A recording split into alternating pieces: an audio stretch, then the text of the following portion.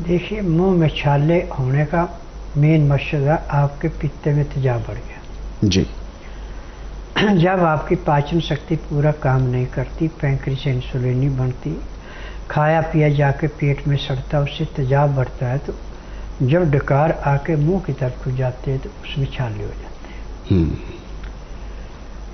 और इन छालों पे यदि किसी औरत को मासिक धर्म आ रहा है या किसी औरत के पेट में बच्चा है और आप बैठे, उसकी परछाई आपके ऊपर चली गई, तो आपको उससे कैंसर पैदा हो जाएगा। जी। कैंसर जख्म पे, चोट पे, कहीं भी मासिक धर्मायु औरत की परछाई और बच्चा उसके पेट में, उसकी परछाई पड़ जाए तो कैंसर पैदा होता है। उदाहरण के तौर पे आपने कभी देखना है तो जिस औरत के पेट में बच्चा है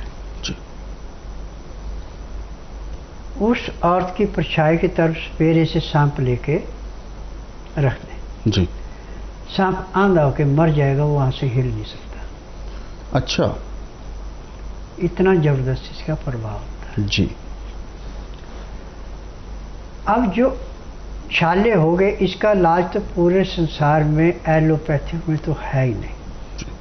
उसमें ग्लाइसिन देते लगाने के लिए, बाकी एंटीबायोटिक खिला के उसको सुन करते हैं, ठीक नहीं होते। क्योंकि मेरे पास जो रोगी आ रहे हैं, मैं तो उनके तजर्बे पे कह रहा हूँ, जो मैं नाड़ी परीक्षण में पकड़ता हूँ रोगियों को, और जब वो कहते हैं मुझे 3 महीने हो गए खाना खाए, मुझे 4 महीने हो गए, लिक्विड भी मेरे से पूरा लिया जाता, तो जिस दिन वो आश्रम में आते उसी दिन पेट भर के खाना भी खा लेते हैं।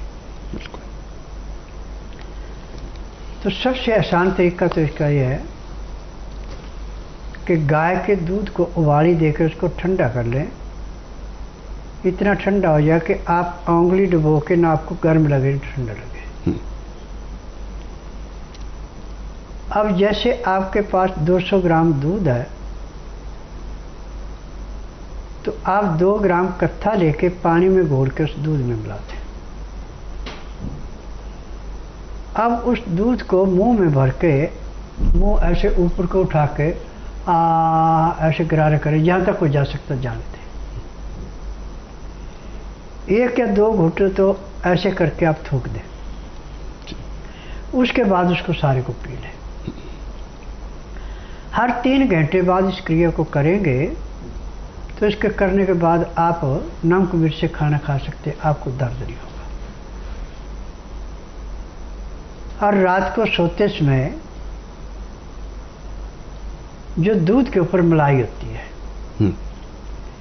ये मलाई उतार के ठंडी हो जाए तो जैसे बिस्तर पे चादर बिछाई जाती है, ऐसे अपनी जीभ पे जहाँ छाले है वहाँ पर उस मलाई को रख के अपने सो जाए, तो आपको मुंह में जो जलन पैदा हो रही थी, तकलीफ हो रही थी, वो नहीं होगी। और सुबह जब उठेंगे तो जो आपके मुंह का हर रोज आपको परेशानी होती थी वो नहीं होगी। अब इसके साथ और काम कर सकते हैं आप कि यदि पीपल का पेड़ आपके नज़दीक है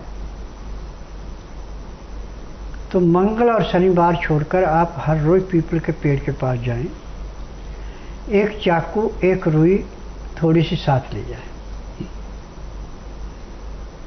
जहाँ पे पीपल के पेड़ की नर्म मुलायम छाल है वहाँ पे चाकू से गहरा चीरा लगाएं। जब चीरा लगाएंगे तो पीपल के पेड़ से दूध निकलेगा। उस दूध को उस रुई के फोए पे लगा के और जहाँ जहाँ छाले वहाँ रख दें,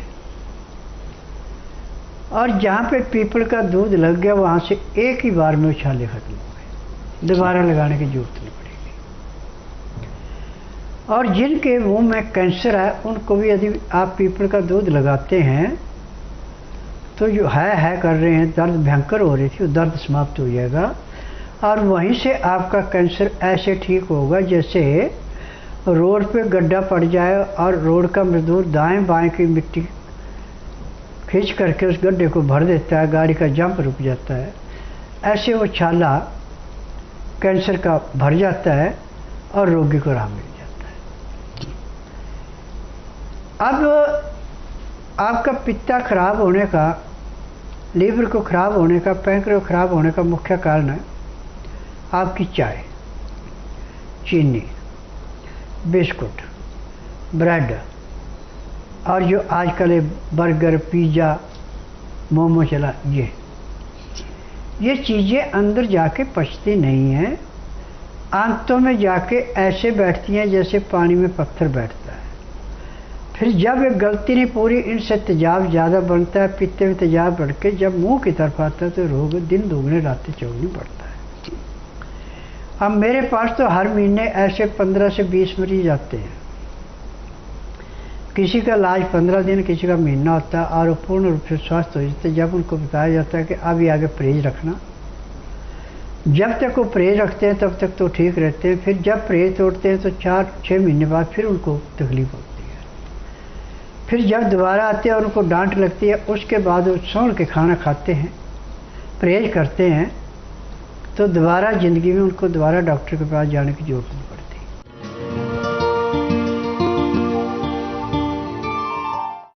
मेरा नाम स्नेहलता है। प्रताप नगर में मैं रहती